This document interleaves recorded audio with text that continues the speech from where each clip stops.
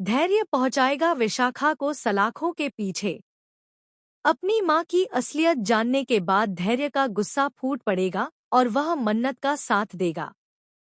जी हाँ दोस्तों, मन्नत की आने वाली कहानी में आने वाला है यह मजेदार ट्विस्ट, जहां फाइनली आपको देखने को मिलेगा कि अब धैर्य बहुत ही शॉक होने वाला है यह देखकर कि जिस मां के लिए वह अब तक लड़ रहा था, जिस मां की वजह से वह इतना परेशान था और अपने बेटे से इतने सालों से दूर रहा, वही उसकी असली दुश्मन निकली।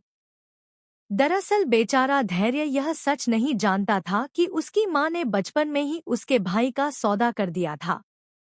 जी हाँ, विशाखा ने विक्रांत को 50 लाख में बेच दिया था। यह बात अब फाइनली धैर्य को पता चलने वाली है। धैर्य जब अपनी दादी से सवाल करेगा तो उसे पता चलेगा कि उसके पिता की मौत की जिम्मेदार भी उसकी मां ही है। वह इतनी लालची थी कि उसने अपने पति को मरने के लिए छोड़ दिया और विक्रांत को बेच दिया।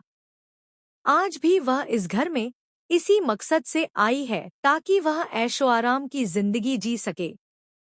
विशाखा अपने पति को कुछ नहीं समझती थी और उसे हमेशा अपमानित करती थी। जब उसका पति कुछ कमा नहीं पाता था तो वह उसे बेइज्जत करती थी। इसी वजह से उसने अपने बेटे विक्रांत को रोनी को सौंप दिया और अब वह रोनी की बहन बनकर घर में लौट आई है। लेकिन सच तो यह है कि वह विक्रांत की असली मां है। अब धैर्य अपनी मां का असली चेहरा देखने वाला है। उसे विश्वास नहीं होगा कि विशाखा इतनी गिर सकती है। वह मन्नत और विक्रांत के बीच गलतफहमियां पैदा कर रही है, नीतू को इस्तेमाल करके। दूसरी ओर धैर्य यह बर्दाश्त नहीं कर पाएगा कि मन्नत और विक्रांत के बीच इतनी दूरियां क्यों बढ़ रही हैं। आने वाले ट्विस्ट में फाइनली धैर्य बड़ा कदम उठाएगा और विशाखा की असलियत विक्रांत के सामने लाएगा। मन्नत भी यह देखकर हैरान रह जाएगी कि उसके साथ जो गलत हो रहा था उसमें विशाखा का हाथ है।